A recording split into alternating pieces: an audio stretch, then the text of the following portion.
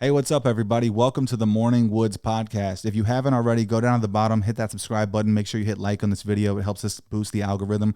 All the way from Denver, Colorado, I have my homeboy, Jacob Jonas, in the house. Hey, how's it going, everybody? What's up, dude? Dude, I'm just chilling. How are you? Dude, glad to have you. I'm doing fantastic. Just so the people at home know, Jacob's actually a documentary filmmaker, and he's a stand-up comedian. So we met at a show about a week ago, and he was such an interesting person. I was like, I have to pick this guy's brain. We had to see who this guy is, and you guys can check out his documentary on YouTube. It's at Jacob Jonas Comedy. Yeah, just Jacob Jonas Comedy. What's the name of the documentary for people? The documentary is called Free or Dead. It's where I've been traveling around the United States for about 2 months, living in a van, and I'm doing comedy, obviously, but I'm also going to crazy parts of America and Americana culture and just documenting it and interviewing people about what they think the future of the country looks like. Now, I saw one that did very well on your YouTube channel about the Juggalos, right? You went to the recent gathering. Yeah. This is what I'll tell you. I saw the Shaggy 2 Dope podcast. Oh, yeah? Right? Not that I follow it or anything, but I saw it on my feed on YouTube,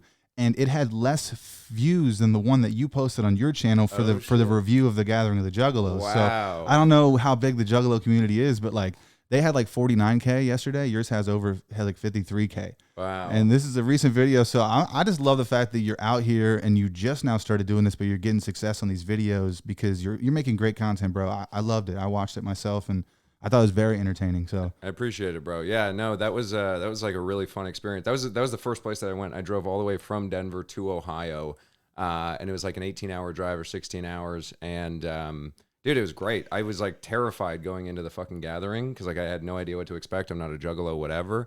But within hours, I was like, this place is fucking sweet. Were you family? I was family, bro. That's the thing with the gathering of the juggalos is like everybody who shows up there, for all intents and purposes, for that weekend, you are a juggalo. And so, yeah, there's just, I mean, it was just insane the shit that I saw. I mean, like, just people walking around naked. There was like people doing whippets, fucking just like a open air drug market, people selling cocaine. And just obviously music. Yeah. That's the biggest part of it. Like, that's what brings everybody together, I find. It's like the arts, right? Yeah. It's like that's an excuse to go and be your best self. Is just like, yeah, we're going to a concert, right? Yeah. That's what everybody at home thinks. Like, these people are just going to a concert for the weekend. Sure, we'll see you when you get back to fucking your 7-Eleven job or your desk job or whatever. Like, but no one knows that they're living this second life with this fucking juggalo gathering. So I love that you went behind the scenes and really showed people what it's like, because you don't know. I didn't know it was crazy like that. No, it is. And you know what's funny is that there's a lot of people on YouTube, they just go, like, there's like a lot of man on the street interviews and they just like interview juggalos, and then people see them and they're like, oh, juggalos are so dumb or whatever. But like when you go into the actual gathering, like I'm a sociologist, so it's like very interesting to me to see how people interact with each other in different groups of people. But yeah, I mean, just like the activities that they had like fucking mud wrestling and like real wrestling. They called it Bloody Mania. They had like blindfolded boxing. They had blowjob contests. They had fucking, dude, it was crazy. That's insane, dude. Well, you know what? It wasn't that crazy over the weekend, but you and I actually did some on the street interviews ourselves. We went out to our local Oregon district, which is a great place to talk to the local people here in Dayton. And we did like this 2-part thing, which I found was a fun social experiment. Yeah. Right. Because I'm asking people silly questions. I asked people what their favorite scary movie was. And before the bit was over, you asked them, you know, what they think about the American dream. And everyone just turned their gears. Like, yeah. Right. They're like, I don't know my movies. I don't watch a lot of, wait, the American dream. Hold on, man. I got something to say. And I just saw that, like, the grip that you had on them with that question. It was inspiring. I'll say that the least. But I think we should watch some of them. I think Dylan already has some queued up. And this will be a separate piece of content. You guys can watch this too. We'll do a Johnny on the Spot with Jacob Jonas coming to my YouTube channel very soon. So what's your favorite scary movie? Annabelle. Okay. That's it? That was fast. That's the only scary movie I've seen. I don't like scary movies. Shout out the Morning Woods podcast. Okay, the Morning what? The Morning Woods podcast. Okay, shout out to the Morning Woods podcast. One more question. What do you think? Okay. What do you think America's going to look like in 20 years? I think everybody's going to move to Mars in 20 years. I think global warming is going to take over America and we're all going to be fucked. So. Hell yeah. I love the dichotomy between, because like her, for example, she was like so ready to just be like, oh, drunk girl on the street, oh, yeah, Annabelle, Morning Woods. And then I'm like, wait, what do you think America's going to look like in 20 years? And she's like, oh, fuck. Yeah, dude. Yeah, seeing the difference. I mean, it was just like such a stark contrast between your questions and my questions. Yeah, dude, that's what I thought was so fun about it. And I was like, this podcast is gonna be crazy. We got to know each other too. We walked around for a few hours doing these interviews, and I got to pick your brain a little bit. But yeah, dude, I don't know what it is that was like. So I was so like mystified by like the way that people shifted their gears so fast. I was like, whoa. I was like, maybe I should be asking people more serious questions, or just I can also just appreciate the fact that there's just such a huge difference in like the type of content that we're doing, but we're both still like touching people, and people were asking for our socials, and it was just like, it was cool to see that people are interested in what you're doing no matter what. If you're out there on the streets and you're doing your own thing, like, oh yeah, they want to know what the hell's going on. I mean, we were talking about it, how like what I've discovered since, I mean, I've been doing this for 2 months. When I interview people, like I'm usually pretty introverted, and so it's kind of hard for me to like reach out to people and try to get them to interview. But what I found is that people fucking love talking about themselves. Yeah, especially when they're drunk. Yeah, like they just like what's your favorite thing, or what you would be, or where's the country going? What's your? It's like they want to talk about their thoughts because they don't get to. Yeah, exactly. When's the last time someone asked them a question like that? No, seriously. It's profound, bro. Yeah. It's like, it's a fucking, people just, they have opinions, and a lot of times they just don't get the opportunity to say anything. Yeah. So I think it's great, dude. I hope that you get to fucking keep doing this, and I hope the documentary series does really well. I know it's going to. Just by watching the first couple episodes. Excuse me. And just meeting you and just seeing like the level of enthusiasm you have for this, I'm like, okay, this is gonna go very well. So I know you're gonna go far in comedy too. People will look back on this and they'll be like, oh shit, he had Jacob Jonas on. I guarantee that's gonna happen, bro. I already see it. That. Yeah. I'm working on another one right now. It's about dying malls. It's the 3rd episode that I'm gonna do. Have you ever heard of Cincinnati Mills? Yeah. Yeah, it's a almost completely abandoned mall. But yeah, I'm doing a lot of filming on abandoned malls. I'm also going to go to a couple of gun shows in Tennessee. Great. Yeah, I'm going to interview a lot of people about guns. Yeah, we have gun night shows here all the time. They don't even take the sign down. Really? Yeah, we don't change the date. We just kind of know that it's going to be. Yeah, because I mean, they're all the time. Yeah, constantly. It's the only place. I'll tell you this. It's crazy, dude. Gun and knife shows are the only place where you'll see like the Black Panthers and the KKK. Yeah. You know what I mean? Like you'll see both sides. Like the dichotomy of that is wild too, right? Yeah. Think about just and then later they'll be feuding with these same weapons. But during the gun and knife show, it's like you're at church. Yeah, there's Black Panthers, there's KKK, there's future school shooters. All of it. Yeah. And everybody's just like, oh, how you doing, Phil? Yeah, exactly. No, I'll see you on Monday. How you doing, Connor? Yeah. Fucking Connor's really stocking up, man. Yeah.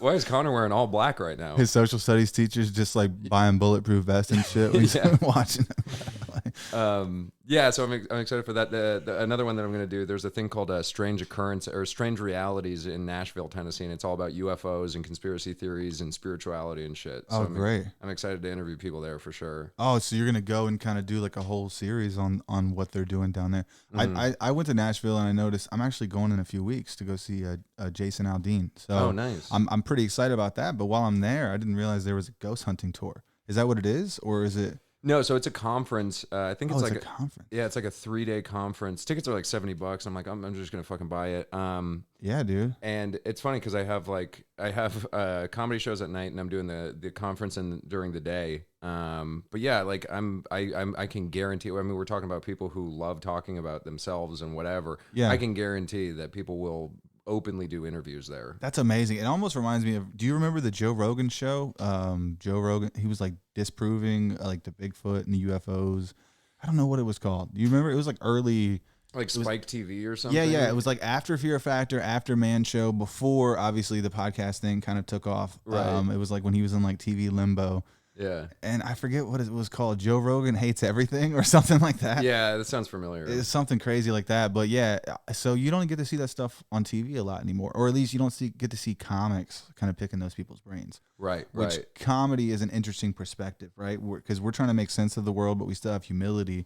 So even though we're cracking jokes and stuff, comics do want to know what's going on. We're people with questions. Right. So I love that idea of you going there, and I can't wait to watch that.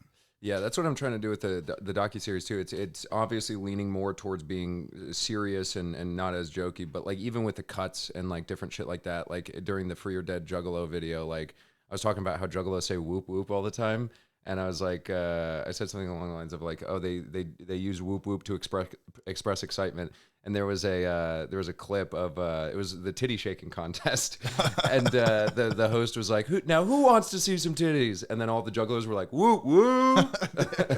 Whoop whoop can mean anything to these people, dude. It's a term common of endearment. That's how you call up people, right? It's how Yeah. you say yes, no. You'd be like whoop whoop. Yeah, yeah. Depending on the thing, whoop whoop. Yeah, your son just died of cancer. Whoop whoop. Whoop whoop. It's so sad. It's the worst whoop whoop. But yeah, it was interesting because like I went to the Juggalo thing and then I went to the Creation Museum and the Ark exhibit right after that, and they're obviously starkly different because it was fundamentalist Christians versus Juggalos. But even when I went to a preaching service at the Ark exhibit and they were just saying amen, amen, and I'm like, that's just like Juggalos saying whoop whoop. It's just like the same thing. You know what I mean? Yeah. Like it's just like their lexicon that they use. Yeah, dude. So Everybody's the same, I think. Oh yeah. I think we're all the same creature. We just all have like different childhoods and different backgrounds, and that's educations, and that's the only thing separating us, because our souls, or whatever it is that you believe in, it's like living within us, like this light or whatever it is, right? There's something in there, and I mean, I don't know anything about fuck, but I do like to believe that, you know, there's a possibility that we're somewhere else, and these are just transistor skin suits that we're kind of like living in every day on this earth. This is all organic matter. Yeah. Right? I don't know what it is, but it definitely feels like this isn't it, right? This feels temporary. But the human existence and the human experience is amazing and beautiful, but we know that it like doesn't last forever. But I also know that I'm not scared to die, right? It's like, I'm not scared to die, and this all feels too familiar. So it's like I kind of start to lean into like the idea of reincarnation at times, but they can't really prove that. But it's like we could be living in this could be a video game, right? The simulation theory rings so true to me that it's like gives me chills when I really think deep into it. Like we're all just vibrating matter. Like this is all code. Dude, I'll whoop whoop to that. Whoop whoop, dude. Whoop whoop, right? Like I don't want to. Yeah. We could crack the sim right now. Not me though. I'm just some fucking nerdy comedian, but somebody could. That's what I feel like a lot of people don't understand. Like, I mean, with simulation theory and whatever, I think a lot of people, like what I'm doing right now is like, you know, exploring or whatever. But if you think of like life as like literally just like a video game that you can go around and you can just do whatever you want, as long as, you know, it's not illegal or whatever. It's like none of this shit matters. Yeah. Like, just make whatever you want to make, do whatever you want to do. Follow the rules. There are rules, and I think that's what like religion was. I think the fundamentals of religion were great at the time, and still are. Don't kill people. Stop stealing shit. Right. Right. Like let's follow those 10 rules or so for humanity, and maybe not worship them. Right. Right. But you know, you definitely have to follow the law, bro. I think that there's like a degree of separation between like the people who live above the law and like the people who are like living within the confines, but also still trying to be lucky. If you're lucky enough to live in America, at least, you know, and there's just so many opportunities here. So I mean, we're blessed, bro. It's a blessed time to be alive and to be on this, like where I'm at right now. I feel I'm a lucky person. So it's like not everybody gets to live probably like that, and I understand that, but I do have a lot of gratitude for my situation. So I don't know. I think that's a good way to get more good things to come to you, is just being grateful. So, dude, I agree. I will covet my neighbor's wife, but besides that, like, only if with his permission. Yeah, with his permission.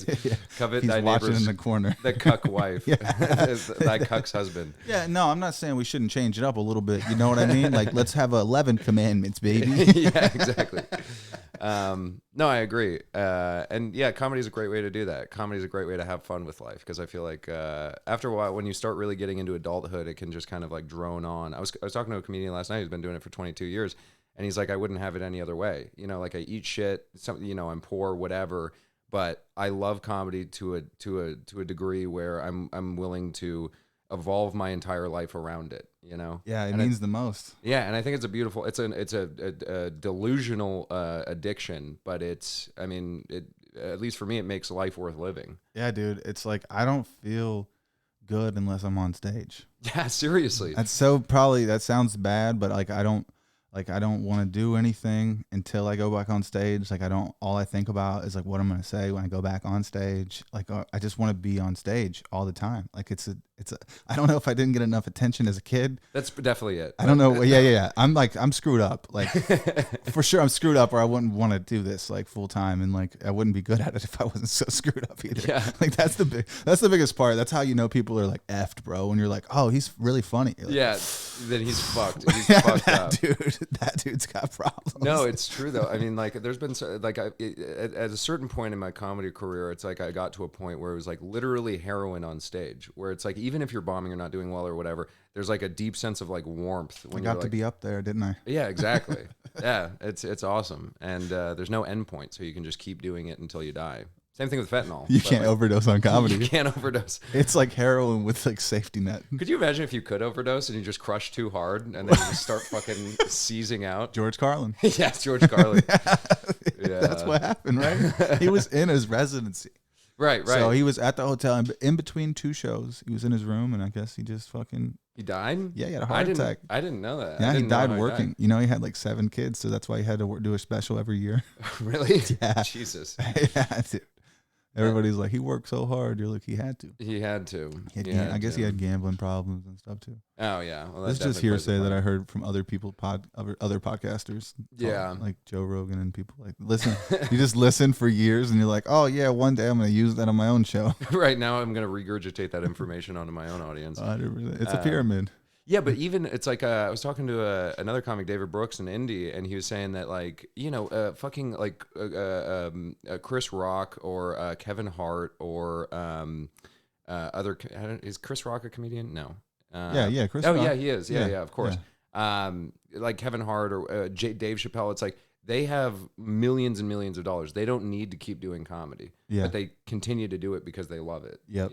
Which is beautiful. Man, some of those guys are really prolific writers too. The guys that you just mentioned, and I think that's a really powerful tool to have in your tool belt as a comic. Is just like keep chiseling it away at these jokes, because some people, they'll get work and stuff and they're funny, but it's not the best art. And it's like when you've seen the best, you're like, I want to see that every time. I want to see you at least attempt to be as funny as the people before us that were getting paid to do this. Let's have a little respect for the game. Exactly. That's how I look at it. So yeah.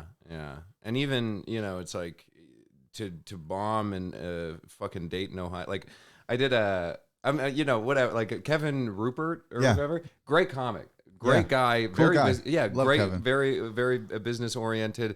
The show that he put on was fun, but towards the end of the show, I mean, some people left or whatever, and it was just like a group of drunk people who were like, it was pretty much just a conversation between them and the comics, and it was kind of like a hell gig, but like even that, it's like I love it. You know? I love fucking just like eating shit sometimes, and then just like being like, all right, well, I'm gonna do it again. You get to keep that with you when you get the good ones, because every now and then, like you do a big club and you crush, or somebody that's like higher up in the game, they recognize you, or little moments like that, man. You're like fuck that shit eating gig. That's not even important because I have this to hold on to, and it's like your focus is the most important thing as far as your perspective and how you're feeling every day about this comedy thing. It's very stoic, like stoicism, where it's just like you can't control. Like what I love about comedy is that there's so many factors that you can't control, and the only thing that you can do is just like literally do your best in the situation that you're in. And it's all on you, and that's what's very exhilarating about it, but also very fucking shitty.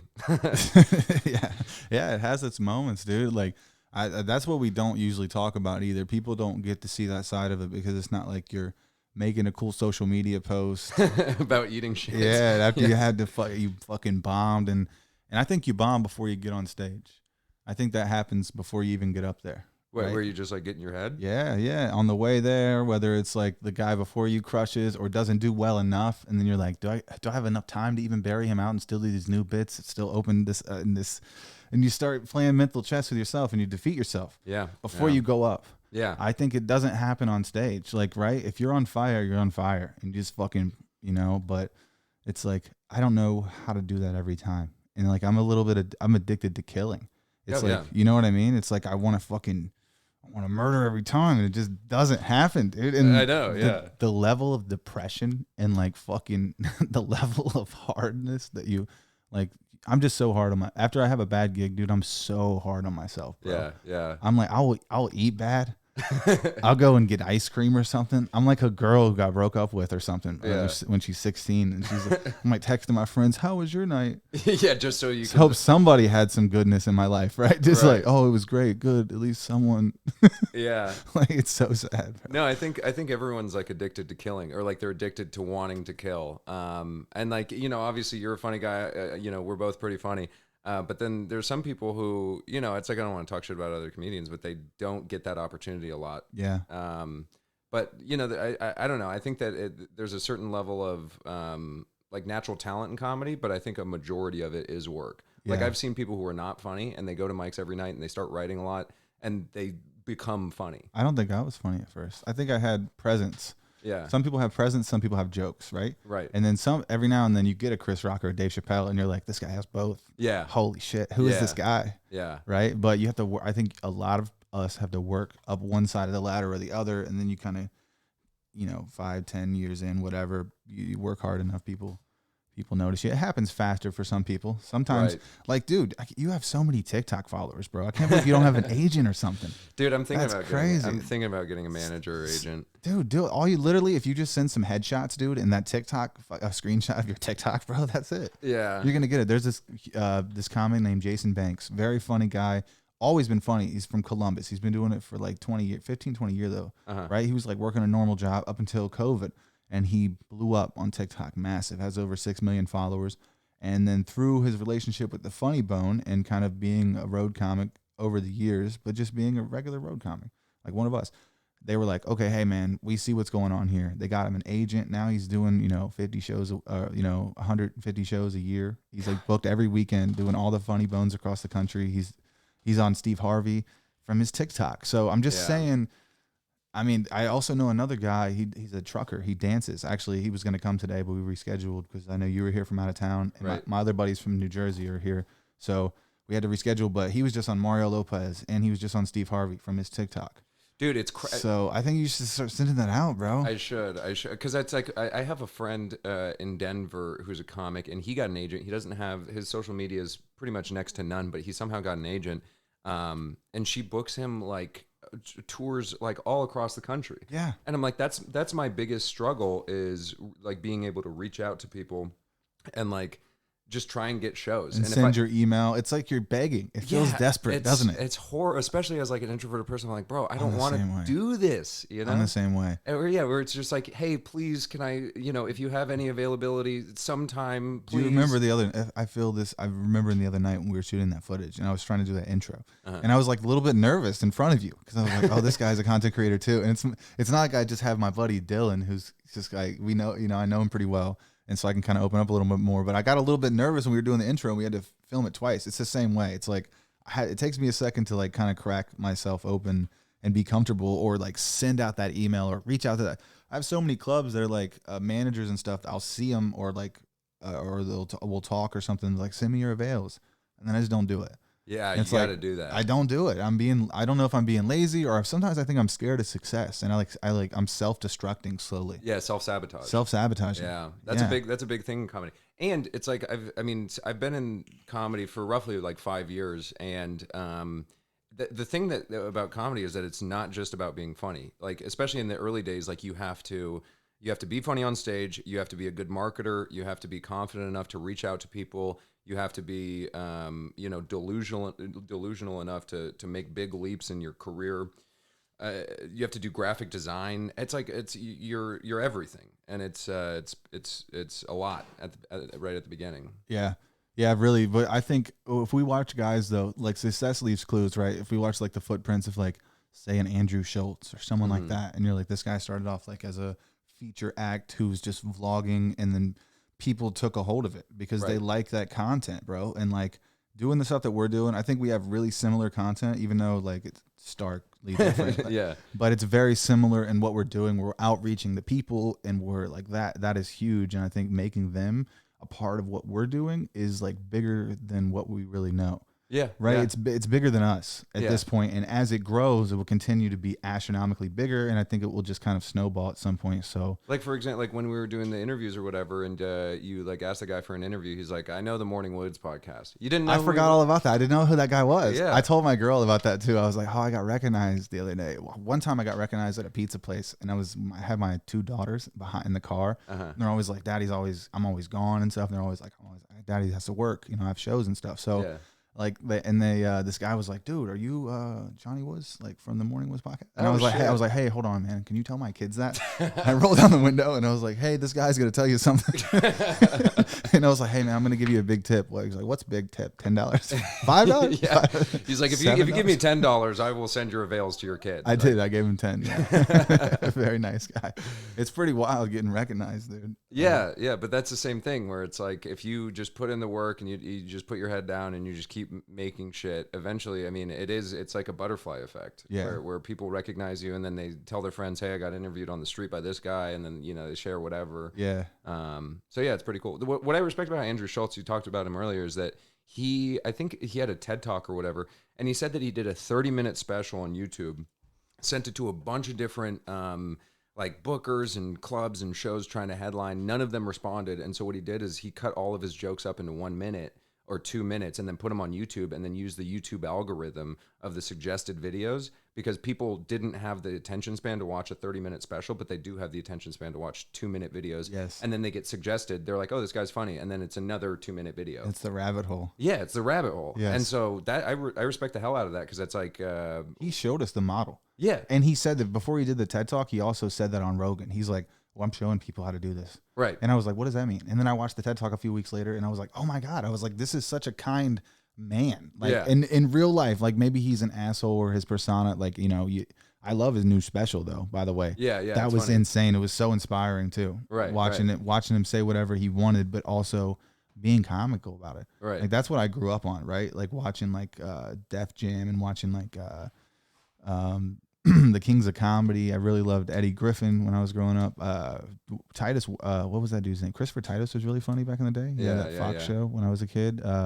Even the Blue Collar Comedy Tour. I mean, Jeff Foxworthy. People were just like, yeah, dude. Some of the stuff he said was really edgy. Yeah. Even though he was a clean cut guy, like a dad. Yeah. But yeah, looking back, man, like that edgy comedy is just always what's made me laugh. So that's what I lean into. Yeah. Like I want to get real close to making you uncomfortable, and then I want to come back around, and we want to all have a laugh about it. Yeah. Yeah. Like, that's my style. So I think we have a similar style. So that's why I also just have a lot of respect for what he did for the game, and as far as putting it out there and just showing younger comics like, okay, if you want to be successful, he knows he's not going to be around forever. Right. So does JRE. That's why he puts people on. Yeah. He's like, he knows he's going to die. So he's like giving these other people who are working hard opportunities too. And I hope to one day be at that level where like my podcast means something for other people to come on, and like I can show my audience other people and kind of give. I want to do that. Like I'm doing it at a very small level now, but I want to grow, bro. Cause I think making people involved, kind of like how this little rant started off, is like the most important thing you can do. Cause like that's your legacy. Yeah. Like letting other people be a part of what you did, like will mean more to them in the long run. And they'll tell people and then we'll, it's definitely a huge part of it. Hey, let's watch some more of those clips, Dylan. Do you want to do that? A few more of those interviews? Yeah. Can we do we can do, what It was. Oh yeah, we could do the girls first. These girls were wasted. They were so not even drunk. sure that they should have been in the bar. No, they were definitely under 21. I think because you said that there's a college in this town. Yeah. UD is down there, Wright State. We have a couple. Yeah. The one movie with the shit. No. That's the movie with it's like a 16-year-old or some shit babysitting. Oh, Stranger Things calling. Yes. Yeah, that's it. Because that's like possible. I don't know. That fucks with me. Can you guys shout out the Morning Woods podcast? Morning Woods. It's a little bit weird. We're drunk as fuck. Okay. Okay, let's try it. We love Morning Woods podcast. Okay, go subscribe to and them. We fucking love those guys. Exactly. Best guys ever. Yeah. Thank you. You're welcome. Morning Woods podcast. I need a cool intro. Little did she know she lost her vape, and then her friend would try to get us to find her vape. Yeah, dude. 2 minutes later. After we turned the camera off, they were like, "Hey, can you guys help us find our babe? Can you guys no. go back in the bar with us?" We were like, "No, Yeah, no, we're in the thank middle you for of the something. interview. We were on the street, man, on the street. Yeah, That was fun, dude. that was a fun podcast. Let's go to the next one because there's this guy who's very interesting. Yeah. and I want people at home to see this guy. I was trying to figure out. I don't know if he was on drugs or if he was. Well, you asked him. I don't want to spoil it. Yeah, we're just asking people since it's Halloween time. We just want to know what your favorite scary movie is. Never had a TV or a movie in his life. Like, dude, it took him like a whole 30 seconds. What? Oh, favorite scary movie. Okay. Dazed and Confused. Probably Dazed and Confused. His favorite scary movie is Dazed and Confused. All right. What are you talking about the American He Dream? said Dazed Yeah, and I guess Confused was his favorite. That's a rapist. Not a scary movie. Because he knows that what happened to McConaughey, right? Yeah, exactly. Where girls keep getting younger and he stays the same age. Yeah, That's probably why it's his favorite movie. that's his favorite movie. We're like, what's your favorite scary movie? Hold on, I'll give you a full 30-second break. I would hate to have been It's in probably his brain. It's probably a scary movie to him because McConaughey got caught. Can you imagine the little people working in his brain? Like when they got sent that fax, they were like, "Oh, I don't know, dude. I don't even know if we have that on file here. Like, literally. what the fuck is going on, dude?" Like, okay, let's finish it because we got to know what he thinks about the American dream. That's what I'm most interested in. Fantastic. Has the American dream worked for you? Oh yeah, man. I'm fucking loaded, dude. So much money, man. I love it. And a homeless guy just gave me his last cigarette. So yeah, I love the American dream. What a sociopath. What do you think America's going to look like in 20 years? Oh, it's gonna be fantastic, man. It's gonna be great. It's gonna be a lot of everyone walking around on meth like her, and whatever else. Who gives a shit? Sweet. I think that I'd like to say thank you for the academy, and I'd like to thank God and mom, dad, and Dayton, and you folks for documenting this great day. Hey, can you shout out the Morning Woods podcast? I love the Morning Woods. I love the Morning Woods. I love the Morning Woods. I wake up with the Morning Woods, and I love the Morning Woods because it makes my day. I got to get a math book out and put it in front of my pants when I go to the chalkboard because of the Morning Woods podcast. Thank you. Okay, are you guys sober? That's when those girls came back. She's like, what do you need help with? Is it the Morning Woods podcast? Find our jewel for us? I'm like, no.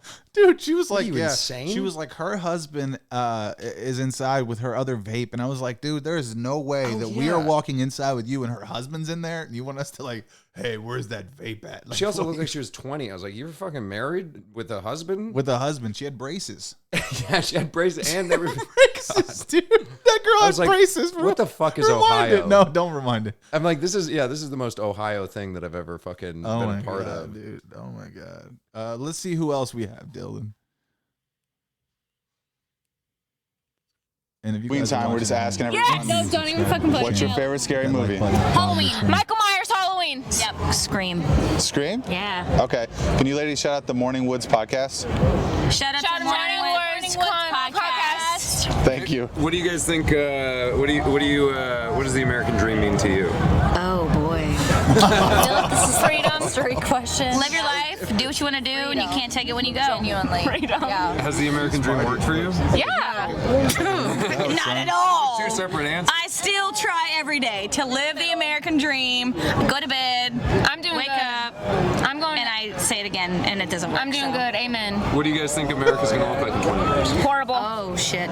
Horrible. Yeah. In 20 years? Yeah. I'm kind of sad with the way. I think it'll be better in 20 years. I think things will like move. It's hard to tell. Positively. I don't know. But also, like, Can't there's tell so the much future. hate in the world that it's like, it sucks. No, it's but in sad. 20 years, I think because we know there's hate, it'll change. It'll get better. It will. what's up, buddy? Hopefully. Yep. Fingers crossed. Yep. That's what I want. Yep. Thank you, Okay, ladies. Dylan, let's pause this real quick. All right, and we are back from the break. Hell yeah. Just want to say thanks everybody for watching so far. This has been a really fun episode. I'm glad that we got to do this content together, dude, and then also like somehow morph it in with this podcast. It's been like an interesting experience. So. It has. I mean, it's like three birds, one stone. It really. Yeah. I mean, I was talking to you earlier when I do fucking man on the street interviews. Like, it's a pain in the ass to do it solo. Yeah. I have to set up a fucking tripod and I have to like ask people and I do all the mic whatever.